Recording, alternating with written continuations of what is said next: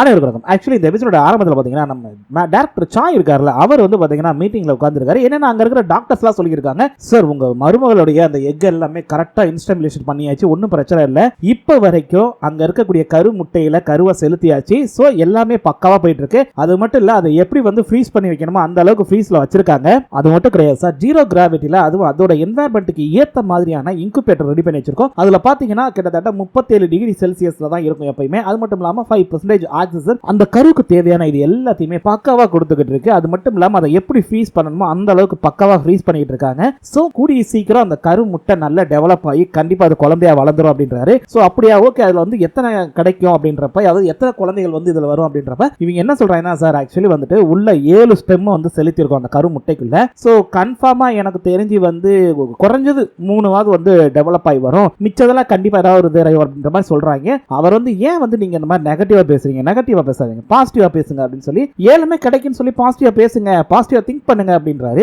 Okay sir அப்படின்றாங்க. அதே நேரத்தில் இங்க பாத்தீங்க அப்படின்னா நம்ம ஹீரோவோட ஃப்ரெண்ட் இருக்காப்ல, அவன் வந்து கரெக்டா அங்க இருக்கிற நம்ம டைரக்டர் சாவோடைய மருமகளை பாக்குறக்கா வராப்ல. டாக்டரை பார்த்தோன்னே வந்தோடனே இவங்களும் கேட்கறாங்க, டாக்டர் ஜான் வாங்க வாங்க அப்படின்னு. மேடம் ஆக்சுவலி என்ன மேடம் நடக்குது, உங்க மாமனார் என்ன மேடம் பண்றாரு, எனக்கு ஒண்ணுமே புரியல, அவர் செய்யற செயல்கள் எல்லாம் பார்த்தா என் ஃப்ரெண்டு உயிரோட வருவானாங்கிறதே எனக்கு புரியல அப்படின்ற மாதிரி சொல்லிக்கிட்டு இருக்கான். என்ன சொல்றீங்க, என்னாச்சு அப்படின்னு கேட்கும்போது அவனும் சொல்றான், இல்ல நான் ரொம்ப நேரமா வந்து ரியானுக்கு ட்ரை பண்ணிக்கிட்டு இருக்கேன் ஃபோன் கால், பட் அவன் வந்து போனே எடுக்கல, போன் ரீச்சும் ஆகல அதே நேரத்தில் அப்படின்னு சொல்லிக்கிட்டு இருக்கான். கரெக்ட் தான், என்னாலையுமே அவரை ரீச் பண்ண முடியல அப்படிங்கிறாங்க இவங்களும். இவன் பார்த்து போச்சு அப்ப அவன் நான் சொல்ல அதை செஞ்சிருக்கான் போல. என்ன சொல்றீங்க அப்படின்னு, இல்லைங்க ஆக்சுவலி வந்துட்டு அவன் சொன்ன அந்த த்ரெட்மில்லோட மோட்டரை வந்து நான் ஃபயர் ஆக வைக்கணும், அதாவது அளவுக்கு அதிகமா அந்த த்ரெட்மில்ல வந்து நம்ம ஓட விட்டோம் அப்படின்னா கண்டிப்பா மோட்டர் வந்து பஸ்ட் ஆயிரும், எரிஞ்சிரும். சோ அந்த மாதிரி நான் பண்ண போறேன், அந்த மாதிரி பண்ணா அவனுடைய மசில்ஸ் எல்லாம் கொஞ்சம் கொஞ்சமா வெடிச்சிரும், அது மட்டும் இல்லாம உனக்கு ஹார்ட் அட்டாக்கே வந்துடும், அவன் வந்து கண்டிப்பா செத்துருவான் அப்படிங்கறத நான் ஏற்கனவே சொல்லியிருந்தேன், அதையும் மீறி அந்த விஷயத்தை பண்ணிட்டான் போல இருக்கு அப்படின்னு இவன் ஒரு பக்கம் பயந்துகிட்டு இருக்கான். எங்க ஹீரோ இறந்துட்டானோ இல்ல என்னாச்சோ ஏதாச்சும் தெரியாம ஹீரோட ஃப்ரெண்ட் ஒரு பக்கம் பதறிக்கிட்டு இருக்கான். அதே நேரத்தில் இந்த பொண்ணோட மாமனார் ஆக்சுவலி வந்துடுறாரு. அவன் வந்து பார்த்துட்டு ஐயோ அப்படின்னு சொல்லி ஓடி போய் ஒளிஞ்சுக்கிறான். இவர் வந்தோடனே அப்படியே பாக்குறாங்க, டாக்டர் சேரவன் வந்திருக்காங்க மேடம் அப்படின்றாங்க. இவங்க போலாடே யாரா இருந்தா என்னடா அப்படின்ற மாதிரி நிக்கிறாங்க. அவர் வந்தோடனே எப்படிமா எப்படி இருக்க, நல்லா இருக்கே அப்படின்னா, டாக்டர் அம்மா ரிப்போர்ட்லாம் பார்த்துட்டு, சார் அவங்களுக்கு எந்த பிரச்சனையும் இல்ல, நல்லா கியூர் ஆயிட்டாங்க, நல்லா இருக்காங்க, ஹெல்த்தியா அப்படிங்கிற மாதிரி சொல்லிடுறாப்ல. ஓகே சரி, நீங்க கொஞ்ச நேரம் வெளியிருங்க, நான் வந்து என் மருமகிட்ட பேசிட்டு வரேன் அப்படின்னு சொல்லிட்டு அந்த டாக்டரை வெளியே அனுப்பிச்சிடுறாங்க. இவரும் இங்க பாருமா, நீ வந்து உன்னுடைய ஹெல்த்ல கான்சன்ட்ரேஷன் பண்ணு, அது மட்டும் இல்லாம கூடிய சீக்கிரம் உன்னுடைய பிரெக்னன்சி வந்து ஸ்டார்ட் ஆக போகுது, ஏன்னா அங்க இருக்கிற அந்த கரு முட்டை வந்து இதாக ஆரம்பிச்சிருச்சு, கண்டிப்பா வந்து கூடிய சீக்கிரம் நீ வந்து பிரெக்னன்ட் ஆயிருவ, சோ அதுக்கு ரெடியா இருந்துக்கோ, அது மட்டும் இல்லாம கங்சு வந்துட்டு எல்லாத்தையும் பக்காவா பண்ணுவாப்ல, நீ எதுக்கும் பயப்பட வேணாம் அப்படின்ற மாதிரி இவர் எடுத்து சொல்லிக்கிட்டு இருக்காரு.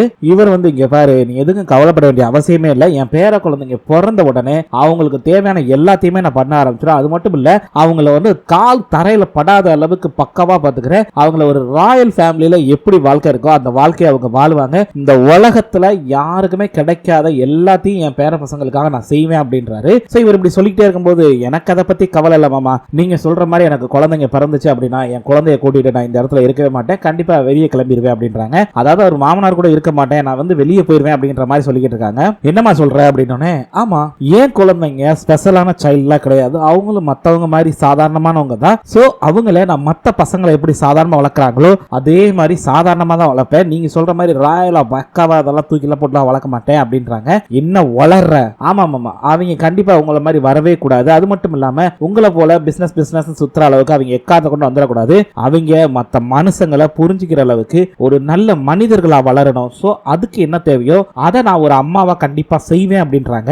அது மட்டும் இல்ல, இவங்க என்னன்னு சொல்றாங்க, என்னன்னா உங்க பையன் இறந்ததுக்கும் நீங்க தான் காரணம், ஏன்னா உங்க பையனுக்கு பிசினஸ் கொஞ்சம் கூட பிடிக்காது, நீங்க என்னடானா பிசினஸ் பார்க்க வச்சீங்க, அவருக்கு கன்ஸ்ட்ரக்ஷன் ஒர்க்குக்கு போகணும்னு ரொம்ப ஆசை, ஒரு இன்ஜினியரா மாறணும்னு, ஆனா நீங்க அதுக்கு விடவே இல்லை, வெறும் பிசினஸ் சொல்லி அவரை பிசினஸ்லயே உட்கார வச்சீங்க, அந்த தப்பை நான் மறுபடியும் பண்ணவே மாட்டேன், கண்டிப்பா என்னோட பசங்க என்ன ஆகணும்னு முடிவு எடுக்கிறாங்களோ அவங்களுடைய முடிவுகளுக்கு நான் ஒத்துழைப்பேன், உங்களை மாதிரி நான் இருக்க மாட்டேன் அப்படின்னு. என்ன சொல்ற நீ, அப்போ என் பையன் செத்ததுக்கு நான் தான் காரணம் சொல்றியா அப்படின்னு சொல்லி இவரும் கேட்க, இப்ப என்னன்னா இவருக்கு வந்து அவருடைய அந்த எம்ஜி குரூப்பை வந்து அவங்க பேர பசங்க எல்லாரும் வந்து கட்டி ஆளணும்னு ஒரு ஆசைப்படுறாப்ல, பட் இவங்க என்ன சொல்லிடுறாங்கன்னா, இல்ல அதெல்லாம் முடிய முடியாது, அவங்களுடைய இதா தான் வாழணும் அப்படின்றாங்க, அவங்களுக்கு என்ன பிடிச்சிருக்கோ அந்த மாதிரி வாழட்டும் அப்படின்றாங்க. அப்போ என் பேர பசங்க நல்லா இருக்கிறத நான் பார்க்க கூடாதுன்ற மாதிரி பேசுற நீ இவ்வளவு பேசுறியே, சொல்ல போனா அந்த குழந்தையை உருவாக்குறதுக்கு 70 மில்லியன் கிட்டத்தட்ட 70 மில்லியன் பணத்தை நான் தான் ஸ்பெண்ட் பண்ணி உன்னுடைய அந்த கரு முட்டையை அங்க கொண்டு போய் வச்சிருக்கேன், சும்மா ஒண்ணும் கிடையாது, அப்படி இருக்கிறப்ப என்னுடைய பேர பசங்க எப்படி வளரணுங்கிற ஒரு முடிவு கூட நடக்கூடாது அப்படின்னு. ஆமா கொண்டு போனீங்க, ஆனா நீங்க உங்க இஷ்டத்துக்கு டாக்டரை மாத்துனீங்க, மாத்துறீங்க, என்னுடைய கன்ஸ்டன்டர் மாத்துறீங்க, என்னுடைய மெடிசன்ஸ் எல்லாத்தையுமே உங்க இஷ்டத்துக்கு தான் நீங்க மாத்துறீங்க. ஆல்ரெடி என்னுடைய லைஃபை நீங்க தான் வந்து டிசைட் பண்ணிட்டு இருக்கீங்க. அந்த மாதிரி என்னுடைய பசங்களோட லைஃபை நீங்க கண்ட்ரோல் பண்ணவே கூடாது. என் பசங்களோட லைஃப் அவங்க கையில இருக்கணுமே தவிர உங்க கையில இருக்கவே கூடாது அப்படின்றாங்க. இவரை நிறுத்து, முட்டாள்தனமா பேசாத. இந்த எம்ஜி குரூப் ஆள்றதுக்குன்னு ஒருத்தன் வேணும் வாரிசு. அதுக்காகத்தான் நான் இவ்வளவு தூரம் கஷ்டப்பட்டு இருக்கேன். நீ என்ன சொன்னாலும் சரி, என் பேர பசங்களை வந்துட்டு நான் கண்டிப்பா இந்த பிசினஸ்ல இறக்குவேன், அவங்கள மிகப்பெரிய பிசினஸ் மேன் ஆக்குவேன். இந்த எம்ஜி குரூப்பை அடுத்து கட்டி ஆள போறது என்னுடைய பேர பசங்க, என்னுடைய வாரிசுகளா தான் இருக்கும் அப்படின்றாரு. ஆனா இவங்க இல்ல இல்ல, அவங்களுடைய அம்மாவா நானும் சில முடிவுகள் எடுக்கலாம்ல. என்னதான் வந்து நீங்க பணத்தை ஸ்பெண்ட் பண்ணி அங்க கொண்டு போயிருந்தாலும் அந்த குழந்தைகளுக்கு அம்மாவா நான் தானே இருக்க போறேன், என்னுடைய குழந்தைங்க தானே. சோ அதனால நான் தான் அவங்க லைஃப்ல முடிவெடுப்பேன் சில விஷயத்த. சோ கண்டிப்பா அவங்கள பிசினஸ் மேன் ஆக விட மாட்டேன் அப்படின்னு சொல்லி இவங்களும் சொல்லிடுறாங்க.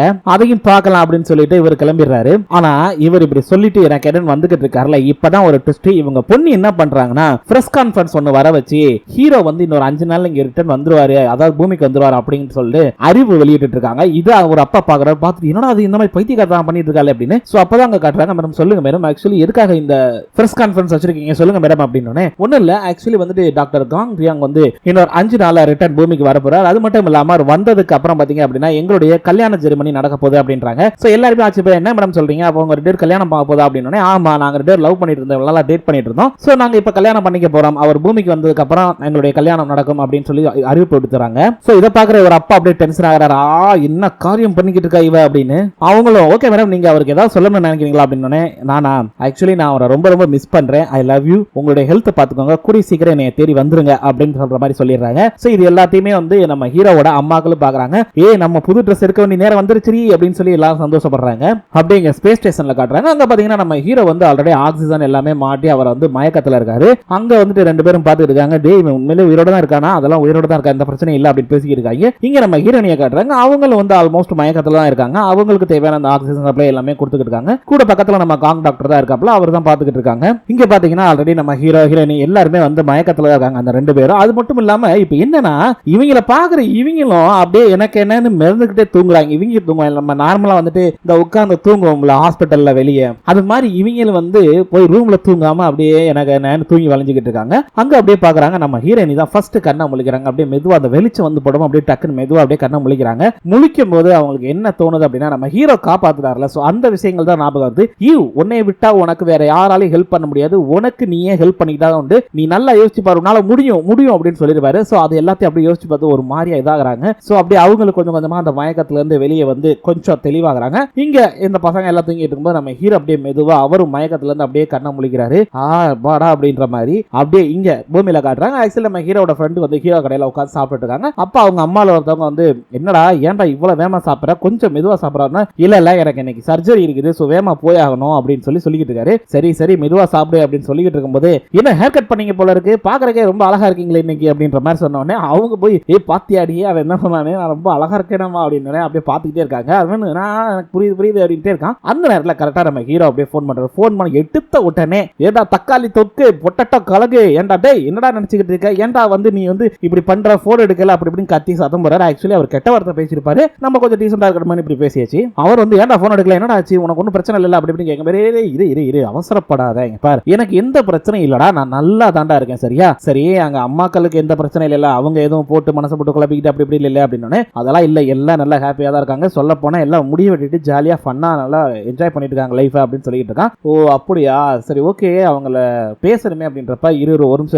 ஆக்சுவலி அந்த ஜியான் பொண்ணு என்னதான் நினைச்சுக்கிட்டு இருக்கா, அவ பப்ளிக்கா வந்து இன்னைக்கு பிரஸ் மீட் கொடுத்திருக்கா. அந்த பிரஸ் மீட்ல உனக்கு அவளுக்கு கூடிய சீக்கிரம் கல்யாணம் நடக்க போகுது, நீ அங்க இருந்து வந்த உடனே ஃபர்ஸ்ட் நிச்சயம் நடக்க போகுது அப்படின்னு சொல்லி அவ பாட்டுக்கு வந்து அறிவிப்பு கொடுத்துட்டு இருக்கா அப்படின்றாப்ல. என்னடா சொல்ற அப்படின்னு சொல்லி ஒரு பேசிக்கிட்டு இருக்கும் போதே அங்கிட்டு பாத்தீங்க அப்படின்னா நம்ம சென்ஜூன் வந்துடுறாப்ல. வந்தவனே எங்க பாருங்க எங்க பாரு அப்படின்னு சொல்லி தட்டின உடனே என்னப்பா அப்படின்றப்ப அந்த மைக் அப்படின்றாப்ல. சோ எடுத்தனே கரெக்டா கேக்குறாரு, என்னப்பா இப்போ ஓகே தானே, உனக்கு அந்த மூச்சு விடுறதுல எதுவும் பிரச்சனை இல்ல, ஹெல்த் இஷ்யூ இல்ல அப்படின்னு சொல்லி கேட்டு இருக்கும்போது இல்ல நான் நார்மலா தான் இருக்கு, எனக்கு மூச்சு விடுறதுக்கு அப்படின்றாப்ல. சரி ஓகே ஓகே நீ கொஞ்சம் ரெஸ்ட் எடுத்துட்டு நல்லா டெவலப் ஆனதுக்கு அப்புறம், அதாவது இப்போ உனக்கு ரிலாக்ஸ் ஆயிடுச்சு அப்படின்னா மட்டும் வெளியே வா ஒர்க் ஆரம்பி அப்படின்ற மாதிரி சொல்லிடுறாரு. இவரும் சரி சரி அப்படின்னு. அதே நேரத்தில் அவர் கிளம்பும்போது ஒரு நிமிஷம் ஆக்சுவலி கமாண்டருக்கு இப்ப எப்ப இருக்கு அப்படின்னு கேட்டானே, அதை எதுவும் சொல்லல. அதே நேரத்தில் கட் பண்ணி பூமியை காட்டுறாங்க கண்ட்ரோல் சென்டர்ல. அங்க அந்த கண்ணாடி போட்ட பொண்ணு வந்து சீஃப் ஆக்சுவலி வந்துட்டு 2 பேரோட மானிட்டரி செக் பண்ணிட்டேன், எந்த பிரச்சனையும் இல்லை, அவங்களுடைய பல்ஸ் அதுக்கப்புறம் பிளட் பிரஷர் எல்லாமே நல்லா இருக்கு, ஹார்ட் பீட் எல்லாமே நல்லா இருக்குது, எந்த பிரச்சனையும் கிடையாது, 2 பேருக்கும் ஆக்சிஜன் லெவலும் கரெக்டா இருக்குது. சோ அவங்களுக்கு அவங்களுடைய டிஷ்யூஸ்ல எந்த பிரச்சனையும் இல்லாத, அவங்களுடைய சதைகள் அவங்க டிஷ்யூஸ்ல பிசினஸ்ல எந்த பிரச்சனையுமே இல்ல அப்படின்ற மாதிரி சொல்லிடுறாங்க.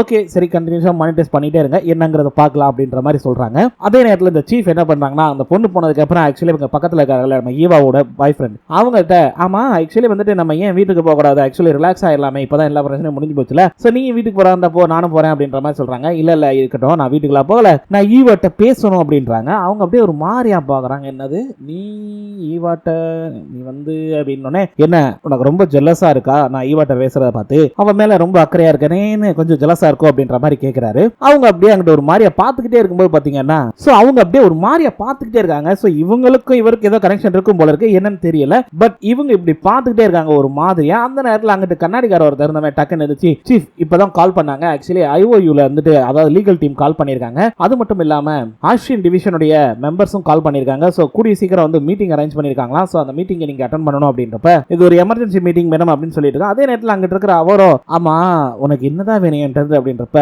ஒன்னும் இல்ல அப்படின்னு சொல்லிட்டு, ஆமா டைமிங் என்ன அப்படின்னு கேட்கறாங்க. இல்ல ஆக்சுவலி வந்து இப்பதான் மேடம் நீங்க அட்டெண்ட் பண்ணணும் அப்படின்னே ஓகே அப்படின்னு சொல்லிட்டு அவங்க அப்படியே கிளம்புறாங்க. இவரும் ஒரு மாதிரியா பாக்குறாப்ல. சோ இவங்க ரெண்டு பேருக்குள்ள ஏதோ ஒரு பழைய கனெக்ஷன் இருக்கும் போல இருக்கு. அப்படிங்க ஸ்பேஸ் ஸ்டேஷனை காட்டுறாங்க. ஆக்சுவலி நம்ம ஹீரோயினி அப்பதான் கண்ணை முழிக்கிறாங்க. முழிச்ச உடனே நம்மளுடைய காங் தான் வந்து இருக்காப்ல. ஓகே நீ வந்து சாப்பாடு சாப்பிடுற, இப்போதைக்கு நான் என்ன சாப்பாடு ஃபுட் கொண்டு வரட்டா அப்படின்னே, பரவாயில்ல இருக்கட்டும், எனக்கு பசிகளா இல்ல, நான் கொஞ்சம் ரிலாக்ஸ் ஆனாலே போதும் அப்படின்ற மாதிரி சொல்லிடுறாங்க. இல்ல ஆக்சுவலி வந்துட்டு நான் உன்ட்ட மன்னிப்பு கேட்டுக்கிறேன் அப்படின்னா, ஏன்டா அப்படின்றாங்க. இல்ல ஆக்சுவலி நான் அந்த மாதிரி பாதிலே வந்திருக்க கூடாது அப்படின்றனே.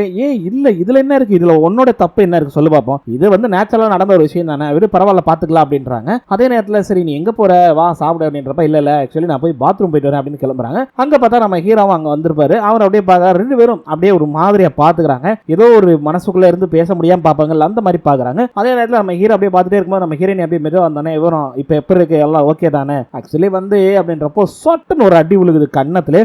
எதுக்காக இப்ப இவ்வளவு தூரம் அடிச்ச அப்படின்னு சொல்லிட்டு அவர் அப்படியே ஒரு மாதிரி இது பண்றாரு. ஆனா இதுல முக்கியமான விஷயம் என்னன்னா, நம்ம ஹீரோக்கு நல்லா புரியுது, அவரும் இல்ல எனக்கு நல்லாவே புரியுது, ஆக்சுவலி ஒரு டூரிஸ்டா நான் வந்து இந்த ரிஸ்க் எடுத்துக்க கூடாது, மிகப்பெரிய தப்பு தான், என்னுடைய உயிரே போறதுக்கான வாய்ப்புகள் இருந்திருந்து நான் இந்த ரிஸ்க் எடுத்தேன், சோ அதனால கோவத்துல நீங்க அடிக்கிறீங்க அப்படின்ற மாதிரி அவர் சொல்றாரு. அதுக்காக மட்டும் உன்னை அடிக்கலடா, நீ செஞ்ச முட்டாள்தனத்தினால 2 உயிர் போயிருக்குண்டா அப்படின்னு. என்னது 2 உயிரா, எனக்கு புரியல மேடம் அப்படின்னு. ஆமா உன்கிட்ட என்ன சொல்லிட்டு போனேன், ஆக்சுவலி வந்துட்டு அந்த ஈயை வந்து காப்பாத்துறா அப்படின்னு சொல்லி தான் போனேன், அந்த உயிர் போயிருக்கும்டா முட்டாள் அப்படின்ற மாதிரி சொல்றாங்க. சோ அப்பதான் அவர் தெரியுது, ஆஹா அந்த ஈக்காகத்தான் இந்த அடியா அப்படின்னு சொல்லிட்டு. ஏமா கொஞ்சம் கூட வந்து ஒரு மனுஷங்க தானே ஆஸ்ட்ரோநாட், அவங்களுக்காகவும் வந்து உயிரை பணைய வைக்கிறது தப்பு இல்லையே அப்படின்றப்ப, அதுக்காக இந்த மாதிரி முட்டாள்தனமா பண்ணிட்டு இருப்பியா போட அப்படின்னு சொல்லிட்டு, இங்க பாரு நல்லா கேட்டுக்கோ, ஆக்சுவலி வந்துட்டு இன்னொரு 5 நாள்ல நீ பூமிக்கு போற புரியுதா, சோ அதனால உன் வாழையெல்லாம் சுருட்டி வச்சுக்கிட்டு இங்க அமைதியா இருக்கணும், தேவையில்லாம எந்த ஒரு இதையும் தொடர்றது, இந்த அங்க போறேன் இங்க போறேன்னு தேவையில்லாத எந்த வேலையும் பார்க்காத. ரெண்டாவது விஷயம், நீ பண்ற எல்லா ப்ராஜெக்டையும் இதோட நிறுத்திரு, தேவையில்லாம நீ எந்த ப்ராஜெக்டும் பண்ணவே வேணாம் அப்படின்றாங்க. அவர் அப்படியே பாக்குறாரு.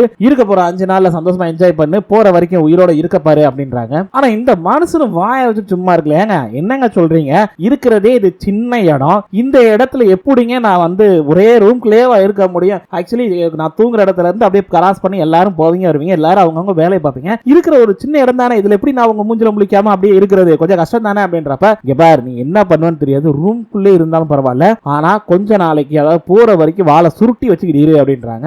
இவர் வந்து ஆக்சுவலி எனக்கு புரியுது கமாண்டர், ஆக்சுவலி என்னோட தப்பு தான் நான் ஒத்துக்கிறேன், பட் பரவாயில்ல இனிமே நான் வந்து வெளியே ஜம்ப் பண்ணாம இருக்கேன், என்னை மன்னிச்சிருங்க மன்னிச்சிருங்க மன்னிச்சிருங்க ரொம்ப மன்னிப்பு கேட்கிறாரு. பட் அவங்க வந்து எதுவுமே சொல்லாம அவங்க பாட்டு கிளம்பி போயிடுறாங்க. கமாண்டர் கமாண்டர் அப்படின்னு இவரும் கூப்பிட்டு பாக்குறாரு. பட் எந்த ரெஸ்பான்ஸும் இல்லை, அவங்க பாட்டுக்கு போய்கிட்டே இருக்காங்க. அதே நேரத்தில் நம்ம ஹீரோ நீங்க பாத்தீங்க அப்படின்னா வந்து அங்க நின்று கண்ணாடியை பார்த்து அதாவது பூமியை பார்த்துக்கிட்டு இருக்காங்க. நம்ம ஹீரோவும் அங்கிட்ட இருந்து வரவர் பார்த்துட்டு சரி அவங்களை டிஸ்டர்ப் பண்ண வேணாம் அப்படின்னு சொல்லிட்டு அவரும் கிளம்பிடுறாரு. சோ நம்ம ஹீரோ இங்கிட்ட வந்துகிட்டு இருக்கும்போது பாத்தீங்க அப்படின்னா அங்க வந்து நம்மளுடைய காங் இருக்காரு. அவரை பார்த்தோன்னா இவரும் எதுவுமே சொல்லாம அவர் பாட்டுக்கு அங்க போறாரு. என்னன்னா அந்த தண்ணி எடுக்கிறதுக்காக போறாரு. பட் அப்படி அவர் போகும்போது அங்க சொல்றாரு, section 3 article 4 of IOS space டூரிஸ்டோட அக்ரிமெண்ட் உனக்கு தெரியுமா தெரியாதா, ஒரு ஸ்பேஸ் டூரிஸ்டா உள்ள வந்தவங்க எந்த ஒரு தேவையில்லாத விபத்துக்களையும் ஏற்படுத்தக்கூடாது, அது போக வந்து உன்னால ஏதாவது விபத்துக்கள் ஏற்பட்டு இங்க யாருக்காவது ஏதாவது ஆச்சு அப்படின்னா என்ன நடக்கும்ங்கிறது உனக்கு நல்லாவே தெரியும், அந்த ஆர்டிகல் ரொம்ப ரொம்ப ஃபேமஸ் ஆனது உனக்கு தெரியும்ல அப்படின்றப்ப, எனக்கு தெரியும் அதுல இருக்கக்கூடிய ஆபத்துகள் என்னங்கிறது தெரியும், தெரிஞ்சுதான் நான் இதை பண்ணேன் அப்படின்றாரு. இவர் வந்து ஓகே தெரியும் தானே, நீ சைன் பண்ணிருக்க தானே, அப்புறம் எதுக்காக இந்த மாதிரி தேவையில்லாத வேலையெல்லாம் பாக்குற, ஒரு வேலை வந்து நீ பண்ற ஹீரோஸெல்லாம் பார்த்து உன் கையில வந்து ப்ராஜெக்டை கொடுத்துருவாங்க அப்படின்னு நினைக்கிறியா, அப்படி நினைச்சா அது மிகப்பெரிய முட்டாள்தனம் அப்படின்னு. நான் அப்படிலாம் நினைக்கல, என்னைய பொறுத்த வரைக்கும் கமாண்டரோட உயிரை காப்பாத்தணும் தோணுச்சு, அதனால வெளியே போனேன் அப்படின்னு மட்டும் தான் சொல்றாரு. ஓ அப்படியா, டக்கு நம்ம ஹீரோ என்ன பண்றாரு அப்படியே பக்கத்துல வந்துட்டு, உனக்கு ஒரு விஷயம் தெரியுமா, ஆக்சுவலி நான் நேத்தே வந்து அந்த முட்டையெல்லாம் எடுத்துட்டு செலுத்திட்டேன் அப்படின்றாரு. ஓ அப்படியா அப்படின்னு அப்படியே பார்த்தாரு. நான் ஒரு சர்ப்ரைஸ் சொல்லட்டா உனக்கு. ஆக்சுவலி நான் நேத்தே அந்த கரு முட்டையில கிட்டத்தட்ட 7 கருக்களை நான் உள்ள செலுத்திட்டேன் அப்படின்றாரு. எனக்கு தெரிஞ்சு 6 இல்லைன்னா 7 குழந்தைகள் கண்டிப்பா பிறக்கும் அப்படின்ற மாதிரி சொல்றாரு. அவர் அப்படியே பாக்குறாரு, டே இது எப்படா பண்ண அப்படின்ற மாதிரி. சோ இந்த பக்கம் ஹீரோ இதை நினைச்சு ஷாக் ஆகுறாரு. அதே நேரத்தில் அங்க நம்ம ஹீரோயினி பாத்தீங்கன்னா அவங்க ஒரு மாதிரி ஷாக் ஆகி போய் உட்கார்ந்து இருக்காங்க. என்ன அப்படின்னா நம்ம ஹீரோ காப்பாத்தினது, இவங்க ஸ்பேஸ் வாக் போனதுக்கு அப்புறம் நடந்த சில விஷயங்கள், இது எல்லாத்தையும் நினைச்சிட்டு ஒரு மாதிரியா உட்கார்ந்துருக்காங்க ஃபீல் பண்ணிட்டு. நம்ம ஹீரோவும் அதே மாதிரி ஒரு ஃபீலிங்கோட உட்கார்ந்துருக்காரு. என்ன அப்படின்னா அந்த பொண்ணு செகண்ட் ஹீரோயினி வந்து எங்களுக்கு கல்யாணம் ஆக போகுது அப்படின்னு சொன்னால அந்த நியூஸை பார்த்து அவர் ஒரு பக்கம் வருத்தப்பட்டு இருக்காரு. ஒரு பக்கம் நம்ம ஹீரோயினிக்கு நம்ம ஹீரோ மேல பயங்கரமா காதல் வந்துகிட்டு இருக்கு. நம்ம ஹீரோக்கும் ஹீரோயினி மேல காதல் வந்துட்டு இருக்கு. ஆனா அதுக்குள்ள நம்ம செகண்ட் ஹீரோயினி நாங்க 2 பேரும் கல்யாணம் பண்ண போறோம் அப்படின்னு சொல்லி தகவல் கொடுத்துட்டு இருக்காங்க. ஆனா இங்க இது மட்டும் பிரச்சனை இல்லைங்க. ஆல்ரெடி நம்மளுடைய காங் இருக்காருல, அவருமே வந்து பாத்தீங்கன்னா அந்த நியூஸ் எல்லாம் பாக்குறாரு. பார்த்துட்டு அவர் ஒரு மாதிரி வெக்ஸ் ஆகுறாரு. சோ இப்படி 2 பேருமே 2 பிரச்சனைகள் இருக்கும்போது இந்த எபிசோட முடிச்சிடுறாங்க. அதே மாதிரி என்னன்னா நான் 6வது எபிசோட் போடுறதுக்கு பதிலாக 7வது எபிசோட ஃபர்ஸ்ட் போட்டுட்டேன். சோ மிக மிக மிக சாரி. ஓகே மக்களே, இதோட இந்த எபிசோட் முடிஞ்சது. மீண்டும் நாளை சந்திக்கலாம். நன்றி.